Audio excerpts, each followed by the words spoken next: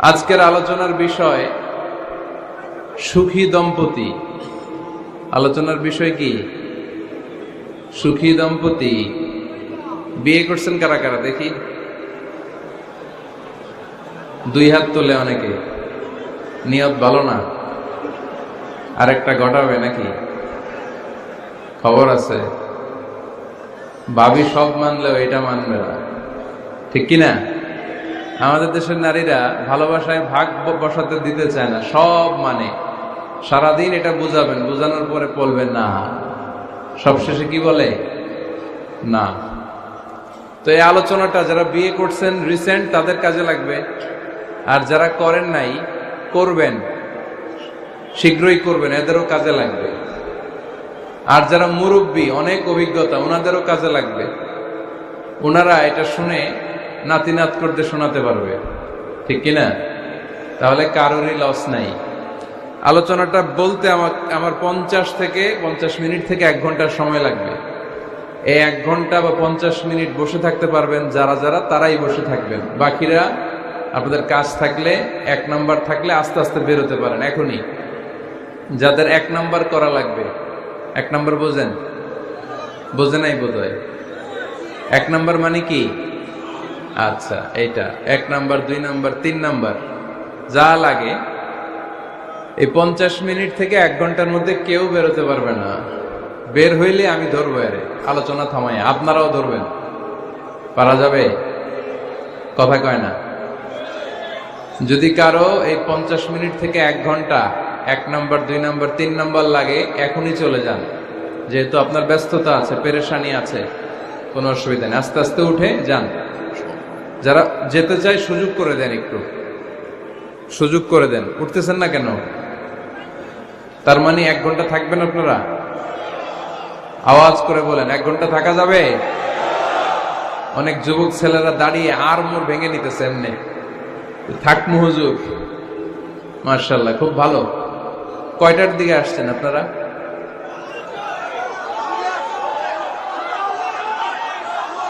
দুপুর 2টা। আরে কি কষ্ট হইতেছে এদের। তো এত ঘন্টা যেহেতু থাকলেন, 8 ঘন্টা 10 ঘন্টা, আর 1 ঘন্টা কি কোরবানি করা যাবে? উঠবেন না? না, আমি কিন্তু সুযোগ দিছি। এই 1 ঘন্টার মাঝখানে কেউ উঠতে পারবে না। আর মনে থাকবে? আওয়াজও করতে পারবে না। এদিকে কি কথা নাই? না, বসতে পারবে না, এরা দাঁড়ায় শুনবে। একেবারে চোখ। প্রতিটা মাহফিলে বিশৃঙ্খলা, কোথাও মন খুলে কথা বলতে পারি না। গেলেই এদিকে ধাক্কা ধাক্কি, মারামারি। প্রজেক্টরের জায়গায় প্রজেক্টর থাকে, সব আসে এদিকে। প্রজেক্টর দিয়া লাভ হয়েছে কি? প্রজেক্টর আছে, ওই যে দেখা যাচ্ছে কত সুন্দর, ওখানে যান। এখানে ধাক্কা ধাক্কি করবেন না। ওখানেও লোক আছে আলহামদুলিল্লাহ, এরা ভালো মানুষ অনেক। ঠিক আছে, দৌলতপুরের ভাইয়েরা, আলোচনা শুরু হচ্ছে এখন।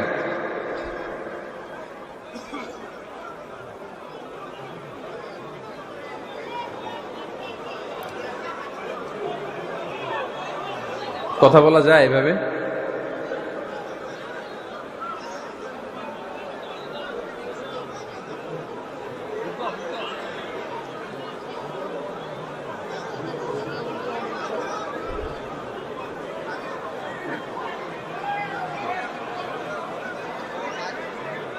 ব্যাস, আর আওয়াজ নাই। আলোচনার বিষয় সুখী দম্পতি। বিষয় কি? কথা বলে না। দম্পতি বোঝেন? বোঝেন? স্বামী আর স্ত্রী বানায় যেজন মিস্ত্রি, সে বড় আজব কারিগর ও মনরে, সে বড় কঠিন কারিগর, ঠিক কিনা? পৃথিবীর প্রথম দম্পতি হচ্ছে সাইয়েদনা আদম আলাইহিস সালাম আর হাওয়া আলাইহিস সালাম। পৃথিবীর প্রথম স্বামী আদম আলাইহিস সালাম, প্রথম স্ত্রী হাওয়া আলাইহিস সালাম। ওয়া কুলনা ইয়া আদাম উসকুন আনতা ওয়া যাওজুকাল জান্নাহ। আল্লাহ বললেন, আদম, তুমি আর তোমার জোড়া বা তোমার স্ত্রী দুজনে মিলে জান্নাতে থাকো। তাহলে ওনারা ছিলেন স্বামী আর স্ত্রী, ঠিক কিনা? তাহলে এই দাম্পত্য সম্পর্কটা এটা জান্নাতি সম্পর্ক। কি সম্পর্ক? উত্তর দিতে হবে দৌলতপুরের ভাইয়েরা। রাগ করছেন আমার সাথে? শীত লাগতেছে? উত্তর দেওয়া যাবে আওয়াজ করে? হ্যাঁ, আওয়াজ করে উত্তর দিবেন, মুখে তালা মেরে বসে থাকা যাবে না। তাহলে পৃথিবীর প্রথম স্বামীর নাম কি? আদম আলাইহিস সালাম। পৃথিবীর প্রথম স্ত্রী হাওয়া আলাইহিস সালাম। এই দাম্পত্য সম্পর্কটা বড় মধুর, বড় গভীর, বড্ড ভালোবাসা, ঠিক কিনা? স্বামী আর স্ত্রী, স্বামী আর স্ত্রী, এই সম্পর্কটাকে আল্লাহ তাআলা কোরআনে পোশাকের সাথে তুলনা করেছেন। কিসের সাথে? পোশাক। আরবিতে বলে লিবাস। আরবিতে কি বলে? লিবাস। আল্লাহ বলেছেন, ও নারীরা তোমরা পুরুষদের জন্য পোশাক, আর ও পুরুষেরা তোমরা নারীদের জন্য পোশাক। পড়েন সুবহানাল্লাহ। পোশাকের বেসিকলি তিনটা কাজ। কয়টা? কেউ কথা কয় না, আরো জোরে বলেন কয়টা? তো এখন আওয়াজ আসলো কোত্থেকে? আওয়াজ করে উত্তর দিবেন, চিল্লায় বলেন পোশাকের কাজ কয়টা?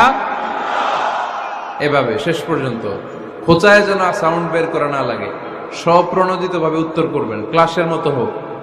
তিনটা কাজ। এক নম্বর কাজ হচ্ছে পোশাক ইজ্জতের আবরু, লজ্জাস্থান ঢেকে রাখে, ঠিক কিনা? আমাদের লজ্জাস্থান ঢেকে রেখেছে আমাদের পোশাক। ঠিক তেমনি স্বামী তার স্ত্রীর ইজ্জত হেফাজত করে, স্ত্রী তার স্বামীর ইজ্জত হেফাজত করে, স্বামী তার স্ত্রীর চরিত্র হেফাজত করে, আর স্ত্রী তার স্বামীর চরিত্র হেফাজত করে। এজন্য আল্লাহ একে অপরের উদাহরণ দিতে যে লেবাস বা পোশাকের সাথে তুলনা দিয়েছেন। সুবহানাল্লাহ পড়েন। পোশাকের দুই নাম্বার কাজ হচ্ছে সৌন্দর্য। এই যে কত সুন্দর ডিজাইন করা, এমব্রয়ডারি করা পোশাক যখন আমরা পরি সুন্দর লাগে না?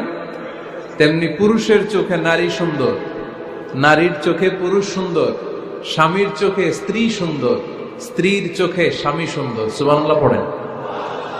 পোশাকের তিন নাম্বার কাজ হচ্ছে কমফোর্ট, আরাম দেয়া, প্রশান্তি দেয়া। শীতকালে এই যে আমরা ব্লেজার পরেছি, জ্যাকেট পরেছি, অনেকে চাদর গায়ে দিয়েছেন, কেউ মাথায় রুমাল দিয়েছেন, কেউ গলায় মাফলার দিয়েছেন, একটা উষ্ণ উষ্ণ আরাম আছে না নাই? আবার গরমের কালে পাতলা সুতি কটনের কাপড় পরলে একটা আরাম আছে না নাই? তাহলে পোশাক পরলে যেমনি আমাদের দেহ প্রশান্ত হয়, আরাম পাওয়া যায়, তেমনি স্বামী স্ত্রীর স্পর্শ পেলে সে আরাম পায়, তার হৃদয়টা প্রশান্ত করে দেয় কে? আবার স্ত্রী স্বামীর সঙ্গ পেলে তার মধ্যে প্রশান্তি এনে দেয় কে? এজন্য রব্বুল আলামিন বলেন, হুন্না লিবাসুল লাকুম ওয়া আনতুম লিবাসুল লাহুন্না। ও দুনিয়ার নারীরা, তোমরা হলে পুরুষদের জন্য পোশাক, পুরুষ হলো নারীদের জন্য পোশাক। সুবহানাল্লাহ পড়েন।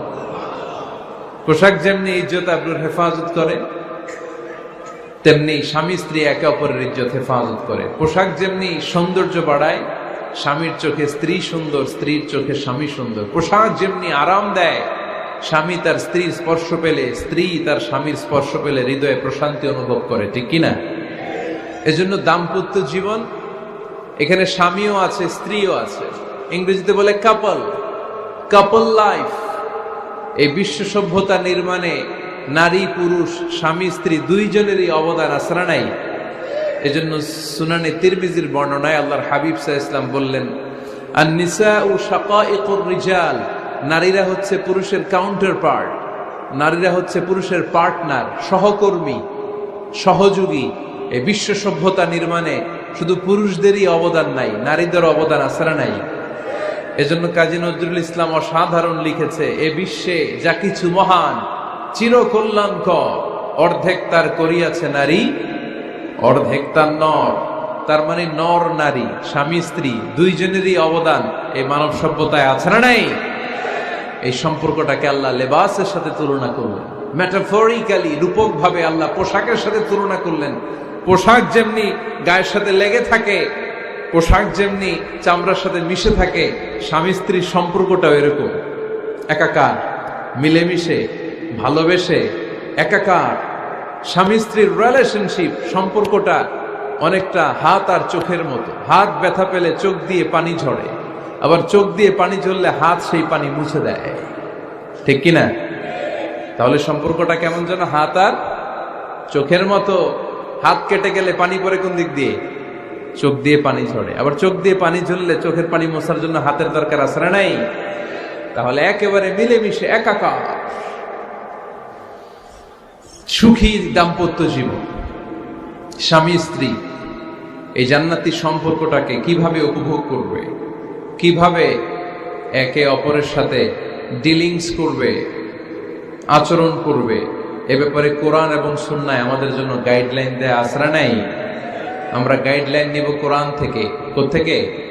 কোরআন থেকে আর সুন্নাহ থেকে। কারণ এই কোরআন আর সুন্নাহ আমাদেরকে সঠিক জীবন দর্শন শিখায়, কিভাবে এই পৃথিবীতে চললে পৃথিবীতেও সুখ আবার আখেরাতেও সুখ, এর সব দিক নির্দেশনা কোরআনে আছে না নাই? তাহলে এই যে স্বামী স্ত্রীর দাম্পত্য জীবন, এক্ষেত্রে প্রত্যেককে আল্লাহ তাআলা কিছু দায়িত্ব দিয়েছে। আজকে দায়িত্বগুলোর ব্যাপারে আমরা শুনব। স্ব স্থানে থেকে প্রত্যেকেই, স্বামী যদি স্বামীর দায়িত্ব পালন করে, স্ত্রী যদি স্ত্রীর দায়িত্বটুকু পালন করে, তাহলে দাম্পত্য জীবনটাকে জান্নাতি দাম্পত্য সুখ দিয়ে ভরে দিবে কে? আল্লাহ। আমাদের প্রত্যেকের দাম্পত্য জীবন সুখী হোক, সমৃদ্ধ হোক, আমরা চাই কি চাই না? অনেকে বলে হুজুর সুখ নাই, সুখ নাই, ঘরের ভেতরে গেলেই জাহান্নাম। আহা, কথা শোনে না আমার। আবার স্ত্রীরা বলে হুজুর দোয়া করবেন, পরকিয়া করে, খালি এসএমএস পাঠায়, আমারে ভাল লাগে না, এখন অন্যদিকে ঘুরে। এরকম আসরা নাই? দুই দিক থেকে অভিযোগ। বোনদের জন্য কোনো প্যান্ডেল ট্যান্ডেল আছে নাকি আজকে? হ্যাঁ, দিনের বেলা সমাবেশ ছিল তো, এটা হয়ে গেছে তো মাইকের সাউন্ড নিশ্চয়ই। এই এদিকে উঠছে কে? টান দেন এদেরকে ধরে, টানেন টানেন, টাইনা বসান বসান, টান দেন টান দেন, হুজুরে ধরেন, হুজুরে ধরেন। ধরতে পারেন নাই হুজুরে? ধরছেন? হ্যাঁ, টান দেন। এই তো, টাইনা বসেন, এদিকে তাকান, এদিকে হয়েছে, হ্যাঁ বসাই দিচ্ছে। এইভাবে চলবে একেবারে শেষ পর্যন্ত। উঠলে খবর আছে। শুরুতে সুযোগ দিয়েছি, সুযোগ নেন নাই। তো আমরা প্রথমে স্বামীর দায়িত্ব শুনবো। দাম্পত্য জীবনে স্বামীকে আল্লাহ তাআলা কি দায়িত্ব দিয়েছে, তারপর স্ত্রীকে আল্লাহ তাআলা কি দায়িত্ব দিয়েছে, এবং দুইজনের আবার কালেকটিভ সম্মিলিত কিছু দায়িত্ব আছে, এগুলো আমরা শুনবো। শুনতে রাজি আছেন তো? কষ্ট হচ্ছে আপনাদের? আচ্ছা, এই বাম দিকটা আমাকে কষ্ট দিয়েই যাচ্ছে, খালি আওয়াজ, কথা। একটু থামছে আবার শুরু। কেন?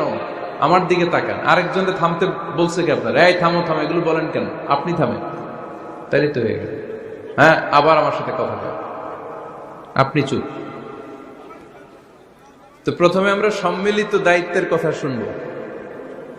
সম্মিলিতভাবে আল্লাহ স্বামী স্ত্রী দুইজনকেই কিছু দায়িত্ব দিয়েছে, যে দায়িত্বটা দুইজনের উপরই বর্তায়। এরপরে শুনবো স্বামীকে আল্লাহ কিছু দায়িত্ব দিয়েছে, এটা শুনবো। এরপরে স্ত্রীকে কিছু দায়িত্ব দিয়েছে। আল্লাহর কসম,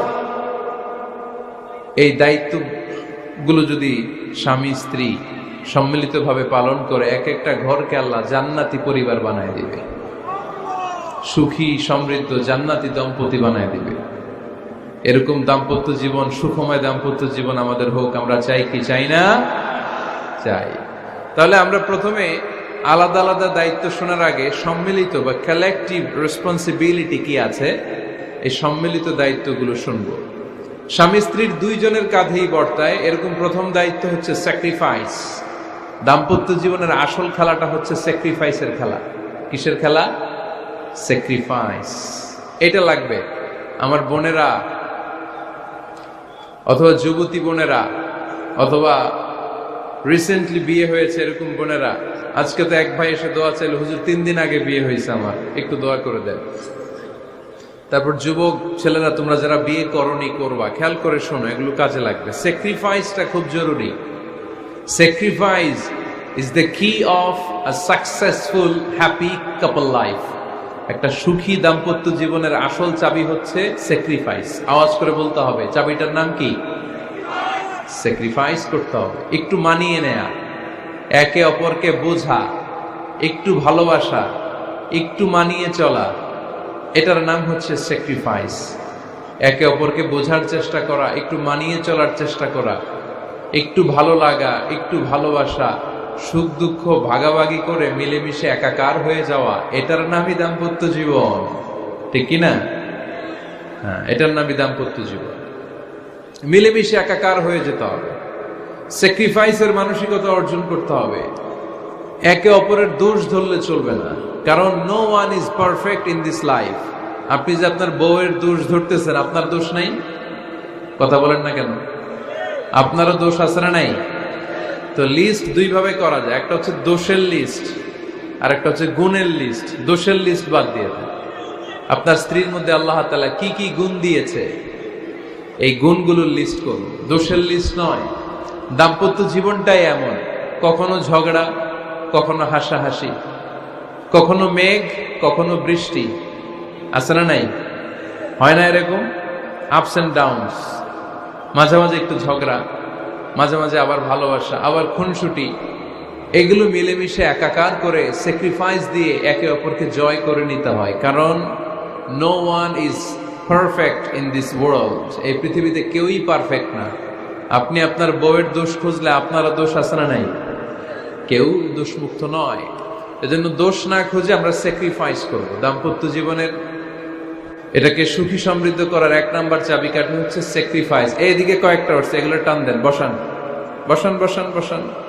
এই যে লাল গেঞ্জি, এটারে বসান, পিছনে সবুজ গেঞ্জি বসান, টাইনা বসান না, আমি বলছি বসান, টান দেন ওরে ধরে, টানেন সবাই মিলে, টান দেন ওরে, হ্যাঁ বসান, হ্যাঁ ধাক্কা মারেন, সাবাস, হ্যাঁ ঠিক আছে। এই বসাইতে পারে না, লাল গেঞ্জি চলে যাইতেছে, ওরে ধরো, এই ঠিক আছে, বসছেও, ঠিক আছে বসছে, ফাইন, আমার দিকে তাকান, বসে গেছে। কষ্ট পাইতেছেন আপনারা? হুজুর শেষ করে দেই তাইলে? হ্যাঁ শুনবেন তো? ওঠা বসা কেন? সময় দিয়েছিলাম, ওই সময় যান না কেন? পুরো বাংলাদেশটা এরকম ক্যাওস, কেউ নিয়ম মানতে চায় না, যেতে বলছি যায় না, এরপরে কথা শুরু করছে, এখন ওঠা শুরু করছে। তো শৃঙ্খলা আপনি কোথায় কাজে লাগাবেন? এটা কোরআনের মাহফিল, এখানে নীতির কথা শোনানো হয়, তো এখানে যা চলবে সব নীতি মেনেই চালাতে হবে, ঠিক কিনা? অনিয়ম করতে পারবেন না আপনি। আর এইখানে তো ওনারা স্বাধীনতা ঘোষণা করছে, আলাদা হয়ে যাবে এরা, আপনারা স্বাধীন হয়ে যান।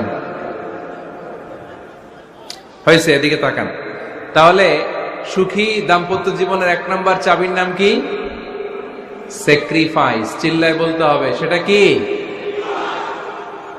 তাহলে হাজব্যান্ড ওয়াইফ দুইজনই স্যাক্রিফাইস করবেন। এই যে ভাই, আল্লাহর দোহাই লাগে, আল্লাহর দোহাই,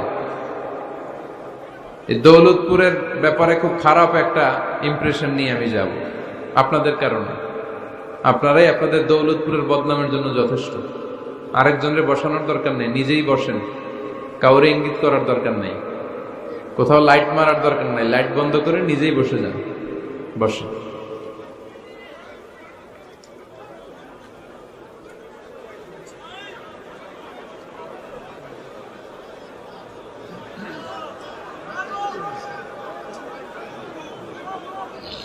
হ্যাঁ ঠিক আছে, এদিকে তাকান। দাম্পত্য জীবনকে সুখী করার দুই নাম্বার কালেকটিভ ফর্মুলা হচ্ছে ঝগড়া করা যাবে না। ঝগড়া আপনারা করেন নাকি ভাবির সাথে? ভাবির সাথে ঝগড়া করেন কে কে? দেখি হাত তোলেন।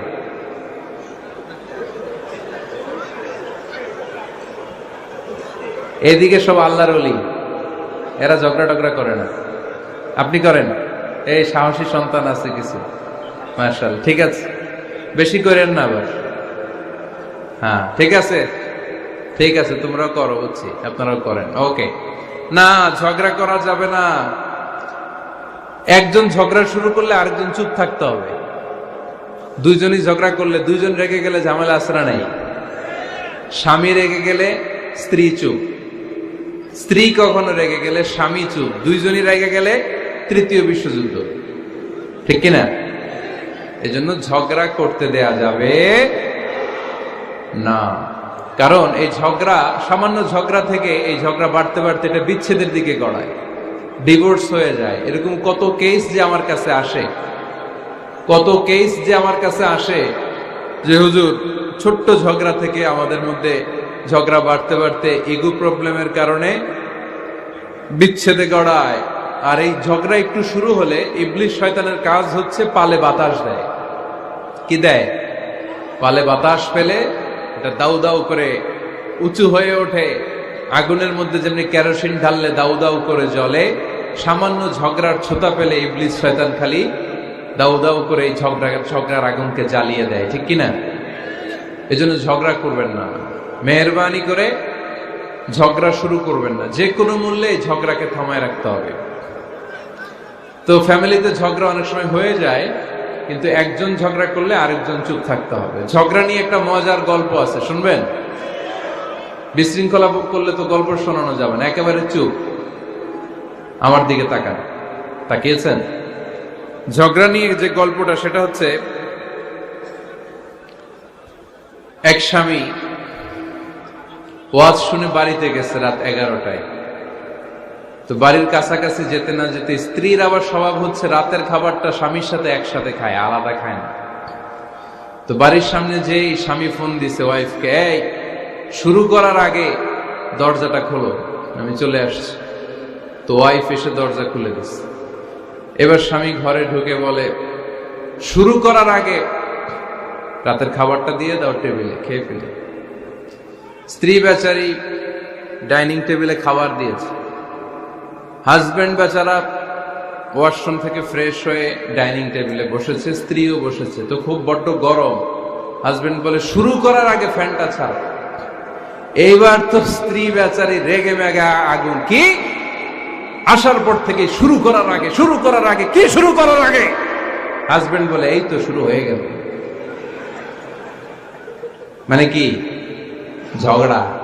মানে কি? ঝগড়া। প্রিয় ভাইয়েরা, ঝগড়া করবেন না। স্বামী রেগে গেলে স্ত্রী চুপ থাকবেন, স্ত্রী রেগে গেলে স্বামী চুপ থাকবেন। কারণ সহিহ মুসলিমে এসেছে, ইন্না ইবলিসা ইয়াদাউ আরশাহু আলাল মা। ইবলিস শয়তান তার সিংহাসন গেড়েছে সাগরের উপর। কোথায়? ইবলিসের সিংহাসন কোথায়?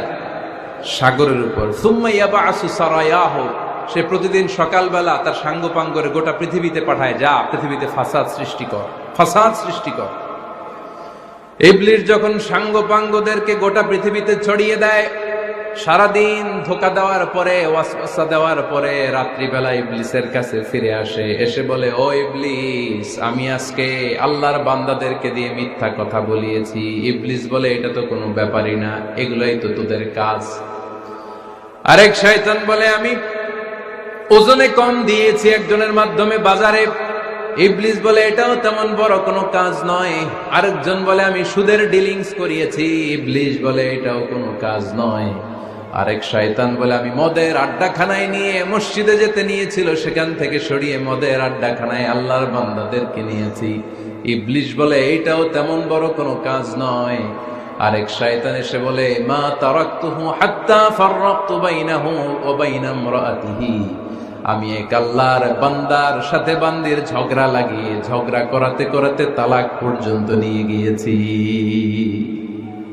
মা তারাকতুহু হাত্তা ফাররাকতু বাইনাহু ওয়া বাইনা ইমরাআতিহি, আমি এক ইমানদার পরিবারকে ধ্বংসের শেষ প্রান্তে নিয়ে গিয়েছি। সামান্য ঝগড়ার পরে আমি ওয়াসওয়াসা দিতে দিতে ঝগড়া বাড়াতে বাড়াতে তালাক পর্যন্ত নিয়েছি। ইবলিস বলে, শাবাশ, তুই তো কাজের মতো কাজ করেছিস, আমার কাছে আয়, আমার কাঁধে ওঠ।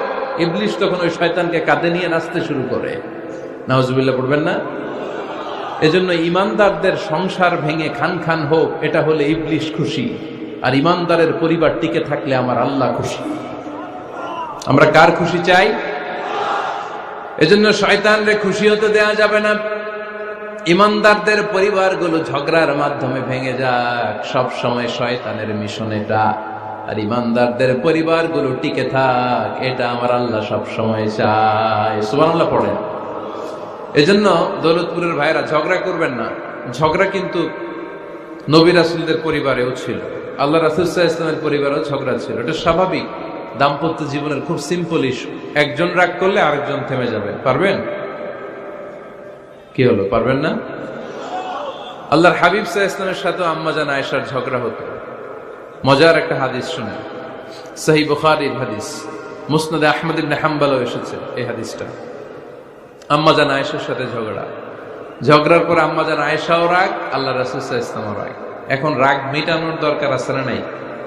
আল্লাহ রাসূল সাল্লাল্লাহু আলাইহি ওয়াসাল্লাম বললেন, আয়েশা চলো মিটমাট করে ফেলি। সুবহানাল্লাহ কইবেন না? চলো মিটমাট করি। তো কারে ডাকবো মিটমাটের জন্য? ওমর রে ডাকি। আম্মা জান আয়েশা বলে, না, ওমর গলিব, ওমর খুব মেজাজ ওলা, আমার ডর লাগে।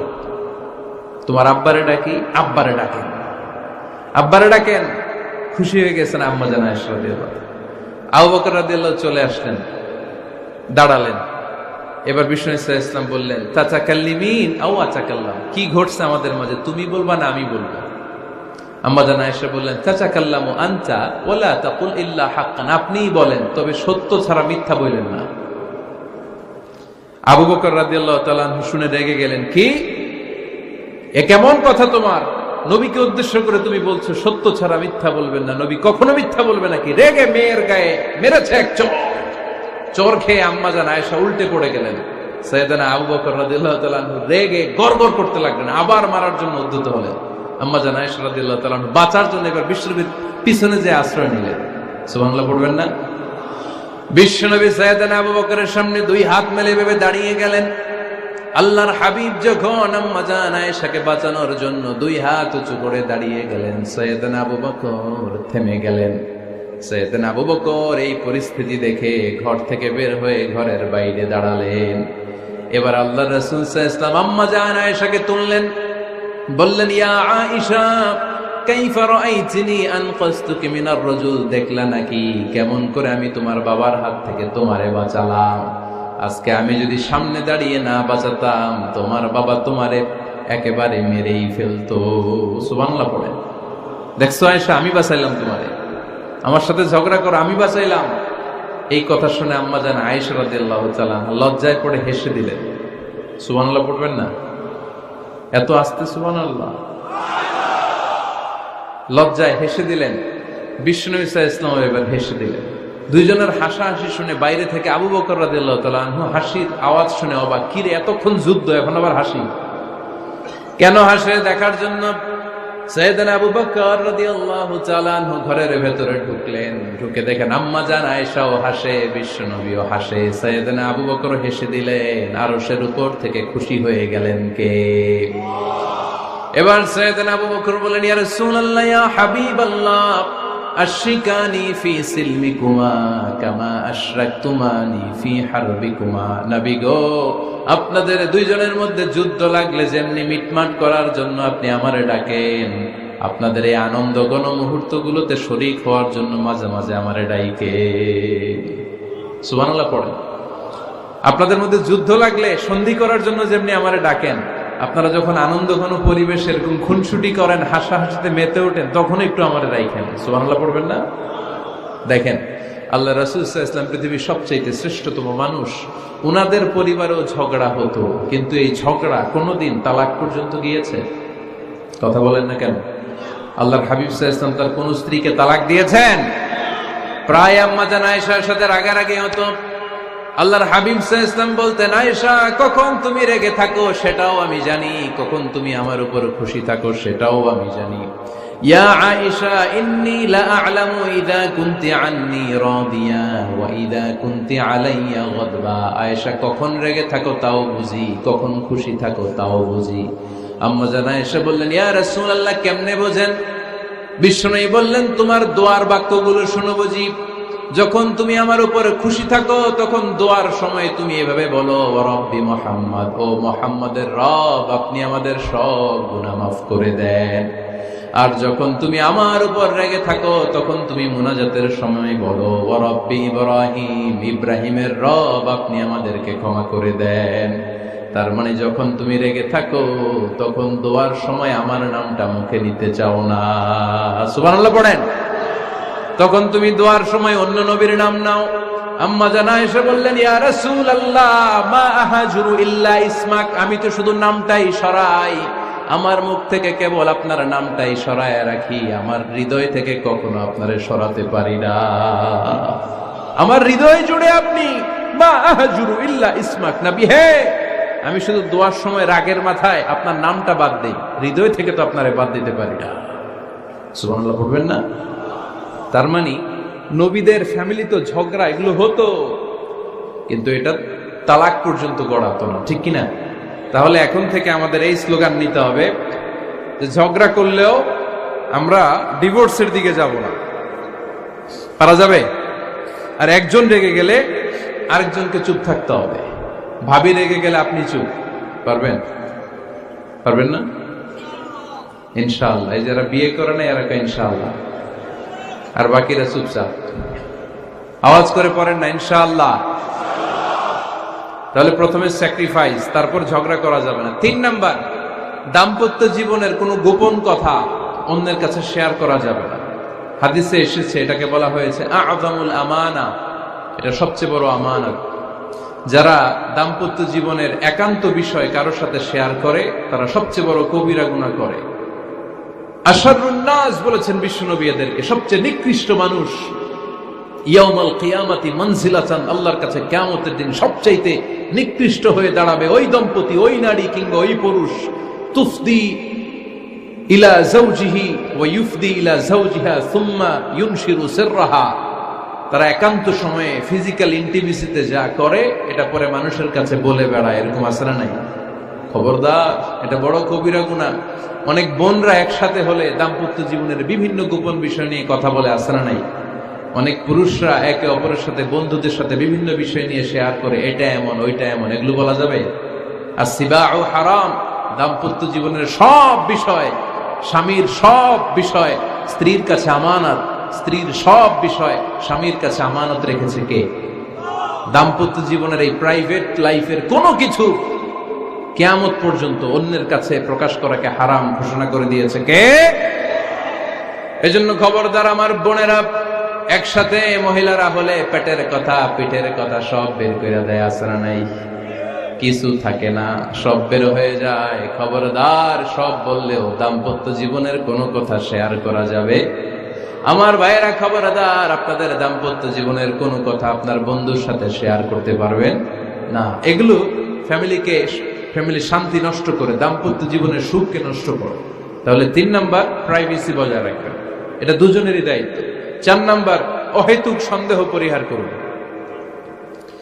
অনেক স্ত্রী আছে হাজবেন্ডের খালি সন্দেহ করে, এই ওদিকে তাকাই লাগেন, ওই মেয়ের দিকে তাকাই লাগেন, মোবাইল দেখি, মোবাইল দাও, ফেসবুকের পাসওয়ার্ড দাও, ঢুইকা দেখি মেসেঞ্জারে কার সাথে চ্যাট করছে, এই অফিসের ফাইল দেখি, এই এটা দেখি, এই তোমার ইনবক্স চেক করবো, এদিকে দাও। আছে না নাই? এই সন্দেহ ঘরটারে জাহান্নামের টুকরো বানিয়ে ছেড়েছে। অহেতুক সন্দেহ করবেন না। আবার ভাইরা ভাবিদেরকে অহেতুক সন্দেহ করবেন, এই ওদিকে গেলা কেন, ওদিকে তাকাইলা কেন, এটা করলা কেন, ওইটা করলা কেন, দেখি তোমার মোবাইল, তোমার মোবাইলের গ্যালারি দেখি, লক করে রাখছো কেন, লক খোলো। আছে না নাই? অহেতুক সন্দেহ ফ্যামিলিটারে জাহান্নামের টুকরা বানিয়ে দেয়। হ্যাঁ, ভ্যালিড কোনো অপরাধ যদি স্বামী করে ফেলে, ভ্যালিড কোনো অপরাধ যদি স্ত্রী করে ফেলে, পরকীয়ার কোনো বিষয় যদি প্রমাণিত হয়, বসেন, কনসাল্ট করেন, একে অপরের সাথে কথা বলেন, জিজ্ঞেস করেন। কিন্তু অহেতুক, আমি অনেক ফ্যামিলি এরকম দেখেছি, আমার কিছু বন্ধুকেও আমি দেখেছি যে এদের অবস্থা খুব খারাপ, খালি সন্দেহ করে। আছে না নাই? এই সন্দেহের রোগটা বড় রোগ, এই রোগ থেকে বেরিয়ে আসতে হবে। অহেতুক সন্দেহ করা যাবে না। 5 নাম্বার, হাজব্যান্ড ওয়াইফের দায়িত্ব হচ্ছে একে অপরের সহযোগী হতে হবে, সহকর্মী। আল্লাহর জান্নাত পাওয়ার ক্ষেত্রে একে অপরের সহযোগী। আপনি একা জান্নাতে যাবেন, ভাবি জাহান্নামে, এটা আপনি চান? জি না, আওয়াজ নাই আমগো গলায়। আপনি এটা চান? ভাবি একা জান্নাতে যাবে, আপনি যাবেন না, এটা ভাবি চায়? চায় না। তাহলে গেলে একসাথেই যান না, একসাথেই যান, একসাথেই যাবেন, আলাদা না।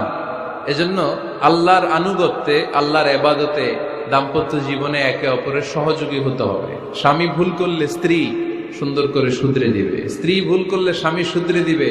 ফজরের সময় স্ত্রী হাজবেন্ডকে ডেকে দিবে, উঠতে না চাইলে ঠান্ডা পানির ছিটা দিবে। কারণ জান্নাতে একা যাওয়া যাবে না, গেলে দুইজনই যাবে। কথা কয় না?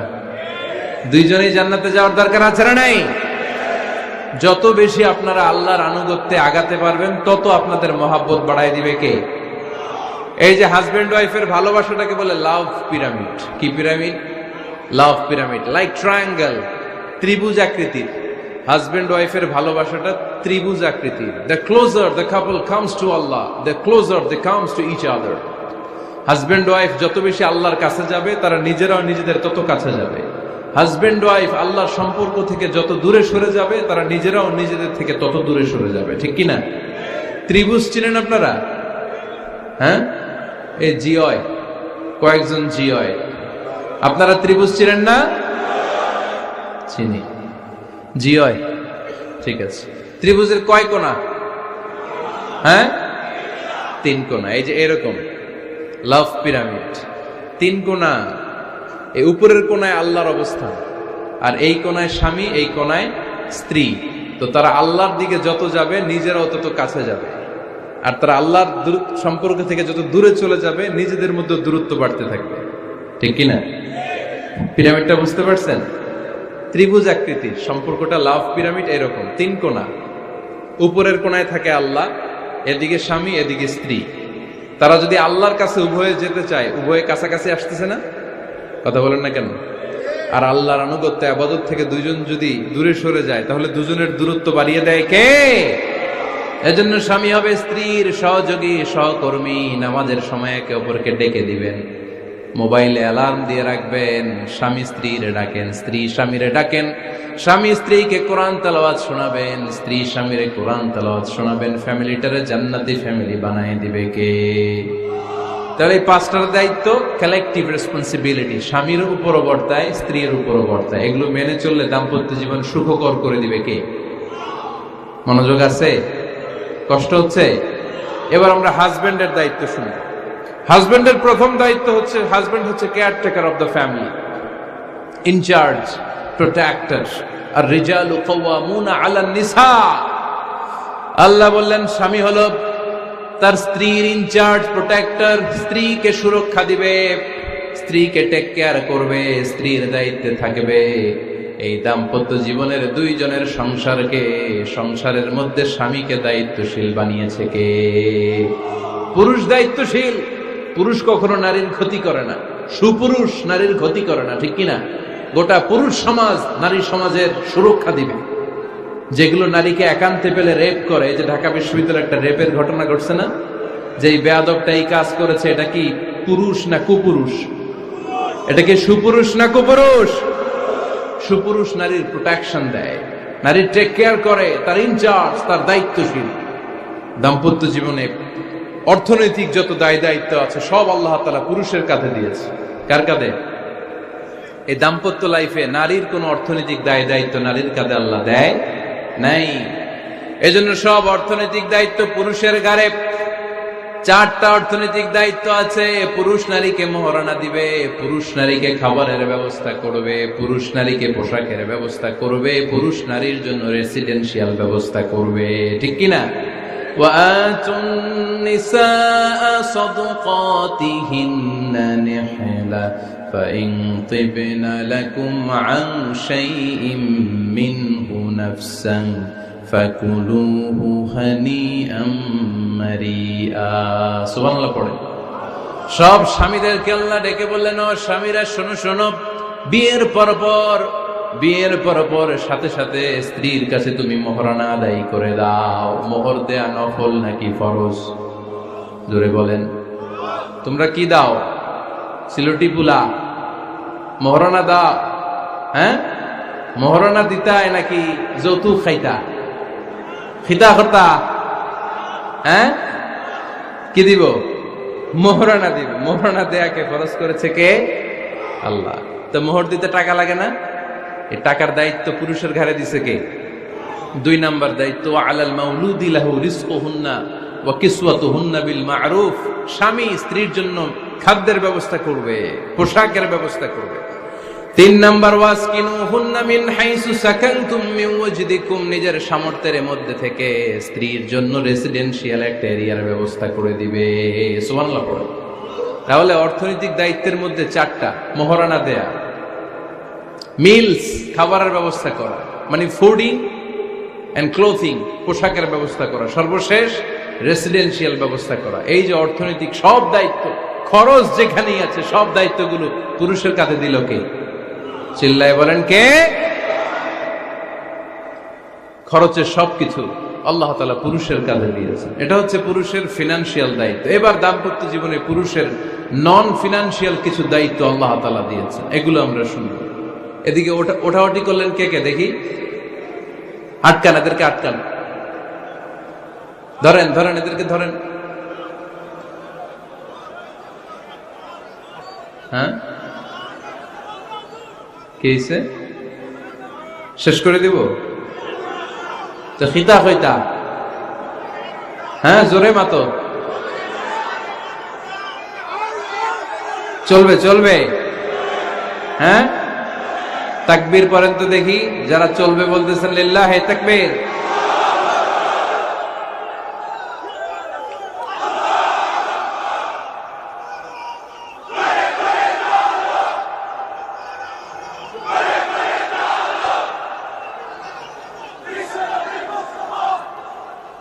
মাশাআল্লাহ মাশাআল্লাহ। এবার দাম্পত্য জীবনে নন ফিনান্সিয়াল পুরুষের যে দায়িত্ব আছে সেটা আমরা শুনবো। এক নাম্বার দায়িত্ব হচ্ছে স্বামীর উচিত স্ত্রীর সাথে ভালো আচরণ করা। ভালো আচরণ করেন তো আপনারা? জি হয়, এই শুধু উনি করে, বাকিরা খিতা কর্তা, মারামারি কর্তা নেই, খিতা কর্তা। হ্যাঁ, সালাম দিবেন, স্ত্রীকে কি দিবেন? আল্লাহ বললেন ওয়া আশিরুহুন্না বিল মা'রুফ, স্ত্রীর সাথে কোমল ভাষায়, ভালো শব্দে, ভালো বাক্যে, ভালো কথা বলো। স্ত্রীর সাথে খারাপ আচরণ করো না। স্ত্রীকে দেখলে তুমি মুচকি হাসি দাও। অনেক স্বামী আছে কখনো স্ত্রীকে দেখলে মুচকি হাসি দেয় না, চেহারাটা বাংলা পাসের মতো এরকম করে রাখে, আছে না নাই? দৌলতপুরের লোকের অবশ্য অনেক ভালো, এই যে সবার মুখে হাসি, মুচকি হাসি। হাসেন তো, মুচকি হাসি দেন তো একটা। আওয়াজ করলে মুচকি হাসি হয় নাকি? এটা মুচকি হাসি, দাঁত দেখা যাবে না, সাউন্ড হবে না, শুধু এখানে একটু একটা এক চিলতে হাসির একটা ঝলক পড়বে, এটার বলে মুচকি হাসি। কানা রাসূলুল্লাহ সাল্লাল্লাহু আলাইহি ওয়াসাল্লাম আকসারু তাবাসসুমান, আল্লাহর হাবিব সাল্লাল্লাহু আলাইহি ওয়াসাল্লাম সব সময় মুচকি হাসতেন। অনেকে আছে চেহারা গোমরা করে রাখে, জীবনেও হাসে না, এরকম আছে না নাই? দেখছেন এরকম আছে? এলাকায় তো নাই না? আছে। হাসবেন হাসবেন, মুচকি হাসতে পয়সা লাগে না, পয়সা লাগে, এজন্য হাসবেন। আল্লাহর হাবিব সাল্লাল্লাহু আলাইহি ওয়াসাল্লাম বলেছেন ফাস্তাউসু বিন-নিসাই খায়রা, নারীর সাথে ভালো আচরণ করো। নারীদেরকে বাঁকা পাঁজরের হাড় দিয়ে তৈরি করা হয়েছে। এই হাড়কে সোজা করতে গেলে ভেঙে যাবে, রেখে দিলে বাঁকাই থেকে যাবে। তো কি করতে হবে? ফাস্তাউসু বিন-নিসাই খায়রা, কোমল আচরণ করো। আবার আল্লাহর হাবিব সাল্লাল্লাহু আলাইহি ওয়াসাল্লাম বললেন রিফকাম বিল কাওয়ারিদ, নারীদেরকে কাচের তৈজসপত্র, বাসনের সাথে, গ্লাসের সাথে আল্লাহর হাবিব সাল্লাল্লাহু আলাইহি ওয়াসাল্লাম তুলনা করলেন। কাচের তৈজসপত্র, কাচের গ্লাস, কাচের প্লেট যেমনি আস্তে তুলতে হয়, আস্তে রাখতে হয়, নারীদের সাথে এরকম কোমল আচরণ করার আদেশ দিয়েছে কে? কাচের গ্লাস, তৈজসপত্র, জগ কিভাবে রাখেন আপনারা? খুব জোরে এরকম থপাস করে নাকি? উঠানোর সময় থপাস করে উঠান? খুব স্মুথলি এটা ধরতে হয়, স্মুথলি এটা রাখতে হয়। তেমনি নারীদের সাথেও স্মুথলি আচরণ করবেন। নারীদেরকে যত আপনি কোমল মোলায়েম ভাষায় কথা বলতে পারবেন, তারা তত আপনার কথা শুনবে। যত সুন্দর সুন্দর কথা, নারীকে, স্ত্রীকে বলবেন তুমি আমার সব, তুমি আমার কৈতরী, তুমি আমার টুনটুনি, তুমি আমার ময়না পাখি, তুমি আমার সোনা পাখি। ওই যে কয় কলিজা, তার মানে প্র্যাকটিস চলে বাসায়। আর কি ডাকেন? ভাবিরে কি ডাকেন বলেন? জান।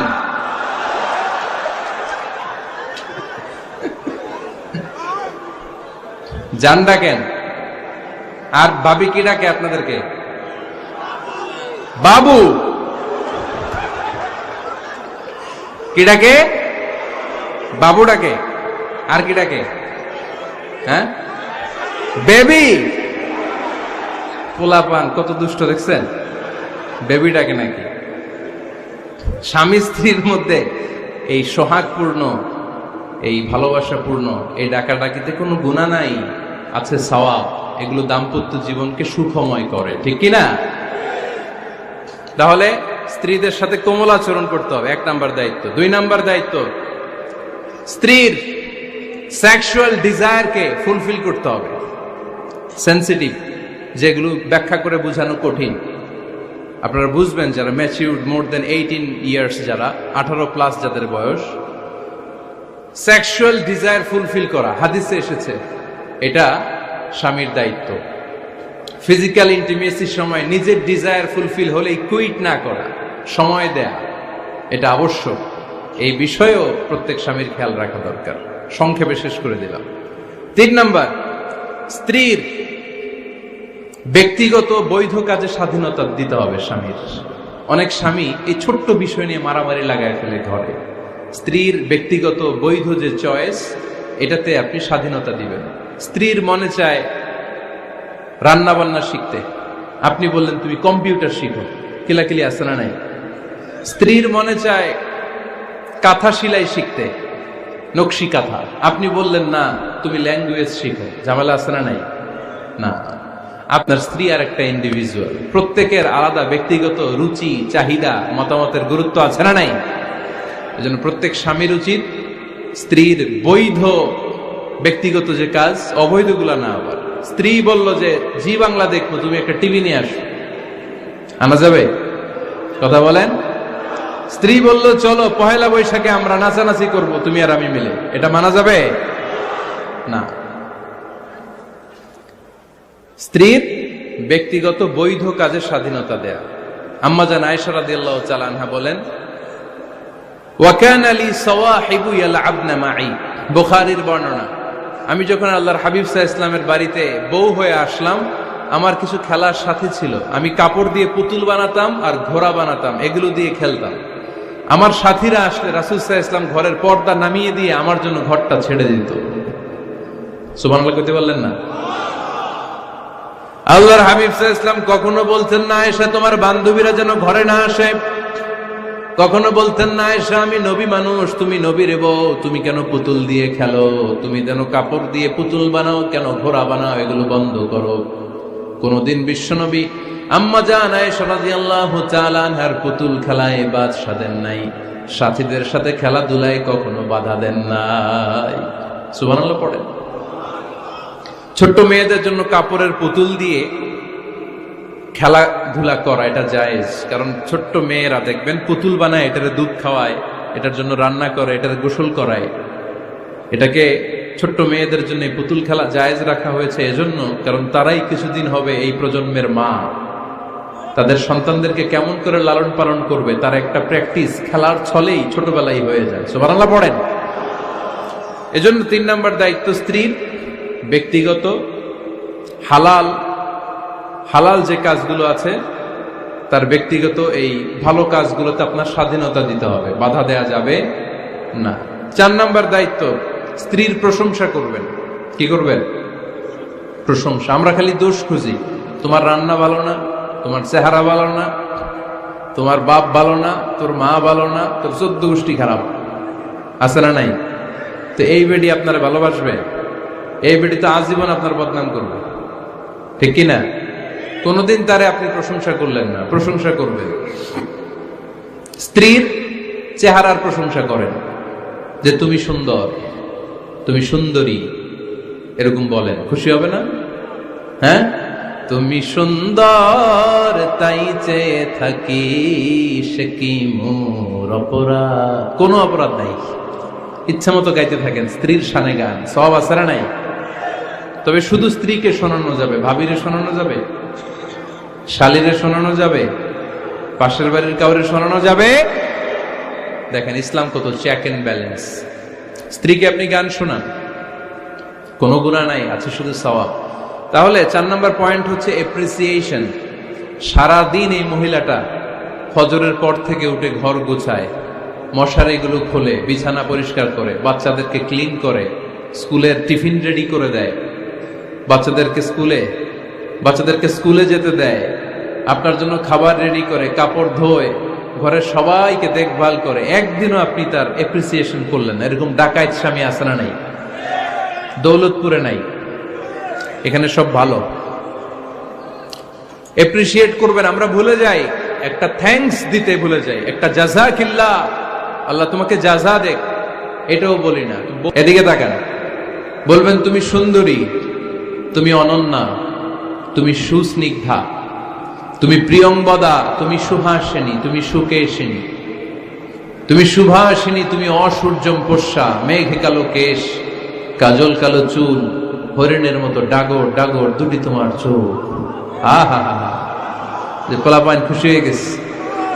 আহা হা, ওরা মুখস্থ রাখতেছে, বলবে এগুলা। বিয়ে করে নাই কিন্তু এখনো। তো জায়গা মতো বলবা, গার্লফ্রেন্ডে বলো না। আবার কাকে বলবা? স্ত্রীকে। কাকে? স্ত্রীকে। পারা যাবে না? একটু অ্যাপ্রিসিয়েশন দেওয়া যাবে না ওনাদেরকে? একটু প্রশংসা করবেন। প্রশংসা পেলে নারীরা বড্ড খুশি হয়। যদি আপনি বলেন যে তোমার রান্নাটা আজকে অসাধারণ হয়েছে, দেখবেন আরেক বাটি আইনা দিতেছে, খাইতে পারতেছে না, এরপর পাতে তুলে দেয়, আরেকটু খাও, আরে খাও না। আছে না নাই? ওই যে প্রশংসা করছেন, খুশি হয়ে গেছে তো। আপনি 10,000 টাকার বান্ডিল দিয়ে আপনার বউকে যত খুশি করতে না পারবেন, রান্না মজা হয়েছে এইটা বলে আপনি অনেক বেশি খুশি করতে পারবেন। আল্লাহর হাবিব সাল্লাল্লাহু আলাইহি ওয়াসাল্লাম কখনো স্ত্রীদের রান্নার বদনাম করে নাই। সুবহানাল্লাহ পড়বেন না? আওয়াজ করে পড়েন সুবহানাল্লাহ। আজ থেকে স্ত্রীর সৌন্দর্যের প্রশংসা করবেন, কাজের প্রশংসা করবেন, রান্নার প্রশংসা করবেন, অ্যাপ্রিসিয়েশন দিবেন। পারবেন তো? রান্নার প্রশংসা নিয়ে মজার একটা গল্প আছে, শুনতে চান? তো উঠতে শুরু করলেন যে, হ্যাঁ এখন আর কে কারে ধরবে? অনেকে উঠে গেছে। 2টার দিকে যারা বসা, প্রায় আমার মাহফিলগুলোতে এই সমস্যা হয়। গাইবান্ধাতে আমি গেলাম, জিজ্ঞেস করলাম কখন আসছেন? কয় ফজর পরে আসছি। তো ফজর পরে আসছেন, এত আগে আসছেন কেন? কয় জায়গা পাবো না, এই জন্য। লক্ষ লক্ষ মানুষ, কে কাকে নিয়ন্ত্রণ করবে? লক্ষ লক্ষ মানুষ। আমার জীবনে এত বড় প্যান্ডেল আমি কথা বলি নাই। এরা সকাল থেকে বসে আছে, পেশাব আটকে রাখছে, এটা ক্ষতিকর না? এরা আজহারিকে দেখার পরে এরপরে ওঠা আরম্ভ করছে। দেখাইছি, কয় দেখা গেছি হুজুর, এরপরে চলে যাচ্ছে। তা আপনাদেরও কি অবস্থা এরকম? হ্যাঁ, আচ্ছা ঠিক আছে। তো রান্নার প্রশংসা নিয়ে যে মজার গল্পটা আপনাদের শোনাতে চাই, এদিকে তাকান, মনোযোগী হন। আমার ওয়াজ শুনে এক লোক মনে মনে নিয়ত করছে যে আয়রে, জীবনে তো রান্নার প্রশংসা করলাম না, আজকে রান্নার প্রশংসা করব। তো মাহফিল শেষে বাসায় গেছে, স্ত্রী তাকে খাবার দিয়েছে, স্বামী খাবার খায় আর মিটি মিটি হাসে। স্ত্রী বলে, এই মাহফিল শুনে আসছো, রাত বাজে 12টা, খাচ্ছ ভালো কথা, হাসো কেন? তো স্বামী বলে, হাসি এর কারণ হচ্ছে তোমার রান্নাটা আজকে এত মজা হয়েছে না, জীবনে, আজকে বাড়াই বাড়াই পেতেছে তো, জীবনে এত মজার রান্না খাই নাই। রান্না মজা হয়েছে শুই না, স্ত্রী তো রেগে গেছে। কি, গত 10 বছর ধরে তোমারে রান্না করে খাওয়াই, একদিনও রান্নার প্রশংসা করলা না, আর আজকে পাশের ঘরের ভাবি একটু গরুর গোশতের তরকারি পাঠাইছিল বাটিতে করে। পাশের ঘরের ভাবি একটু আমাদের বাড়িতে তরকারি পাঠাইছিল, তো ওই তরকারি দিয়েই তোমাকে খাবার দিছি, আজকে আর রান্না টান্না আমি করি নাই। তো ওই বেটির রান্না তোমার এত ভাল লাগছে, এই 10 বছরে একদিনও কইলা না, আজকে এটা কইলা, খাও খাও, তোমার মজার খাওয়া, আর রান্ধুন না। তো প্রশংসা করলে বুঝে শুনে করবেন, একটু এনশিওর হবেন যে রান্নাটা করছিল কে। তা না হইলে কিন্তু ঘরে চুলায় আগুন জ্বলবে না, টানার রোজা রাখা লাগবে, ঠিক কিনা? তো 4 নম্বর গেল এপ্রিসিয়েশন, একটু এপ্রিসিয়েশন দিবেন। আল্লাহর হাবিব সব সময় স্ত্রীদের প্রশংসা করতেন। সেই বুখারীর বর্ণনা, আল্লাহর হাবিব বলেন, ইন্না ফাদলা আয়েশা আলান নিসা কাফাদলি সারিদ আলা সাইরিত তাআম। আরব ভূখণ্ডের মধ্যে সব খাবারের উপরে সারিদ খাবার যেমনি সেরা, দুনিয়ার সব নারীদের মধ্যে আমার আয়েশা তেমনি সেরা। সারিদ একটা খাবার আছে। আমি যখন মিশরে পড়তাম আল আজহার ইউনিভার্সিটিতে, আমাদের ইউনিভার্সিটিতে সরকারের পক্ষ থেকে সরকারিভাবে খাবার দেয়া হতো। আমাদের খাবারের খরচ বহন করতেন ওমানের সুলতান কাবুস। এই গত 3-4 দিন আগে ইন্তেকাল করেছেন, নাম শুনছেন আপনারা? প্রায় 40 বছরেরও বেশি মনে হয়, 45 বছর বা 50 বছরের লম্বা সময় উনি ওমানের প্রেসিডেন্ট ছিলেন। উনি আমাদের খাবারের খরচটা বহন করতেন। কিছুদিন আগে ইন্তেকাল করেছেন। আমরা ওনার জন্য দোয়া করি আল্লাহ তাআলা এই সুলতান কাবুসের জীবনের গুনাহগুলো মাফ করে নিক, ওনার সমস্ত খেদমত আল্লাহ কবুল করে নিক। তো আমাদের আল আজহার ইউনিভার্সিটির হোস্টেলে ঈদের দিন একটা খাবার দিত, এটার নাম ছিল সারিদ। রুটি আর গোশত এগুলোকে ম্যাশড করে একটা স্তর বানাতো, এটা কেটে কেটে আমাদেরকে দিত। এটাকে বলে সারিদ।